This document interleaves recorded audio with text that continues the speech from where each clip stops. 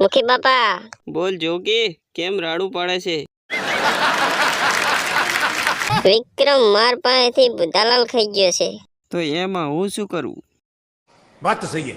હું શું કરું એટલે ગામના મુખી છો, ન્યાય લાવો નકે તમારા પાસેથી 10 રૂપિયા લેવામાં આવશે। એટલે જોગી, મેં થોડી તારી બુધાલાલ કાઢી છે તે હું તને 10 રૂપિયા આલું? એ હું કઈ ના જાણું।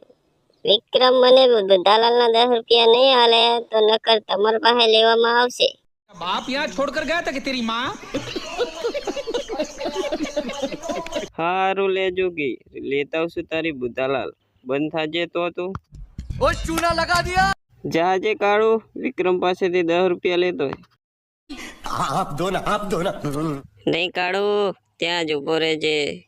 અમાર પાસે પૈસા હોત તો અમે ના ખરો હોત રાધા ને બુધાલાલ। बात तो सही है। दौड़ना तो ના ખવડાય એકતા હોય તો ગર્લફ્રેન્ડ શું કામ રાખો છો? અમને આલો રી। આંખો ખોલો વાત, તમારી તપસ્યા સફળ થઈ। હે માં શક્તિ, અમને આ જળના જીવ જંતુથી બહુ ડર લાગે છે, માટે અમને બંને ભાઈઓને એવું વરદાન આપો કે આ જળના જીવ જંતુ અમને મારી ન શકે અને અમે એનાથી ભયમુક્ત રહીએ। માં, એવું અમને બંને ભાઈઓને વરદાન આપો।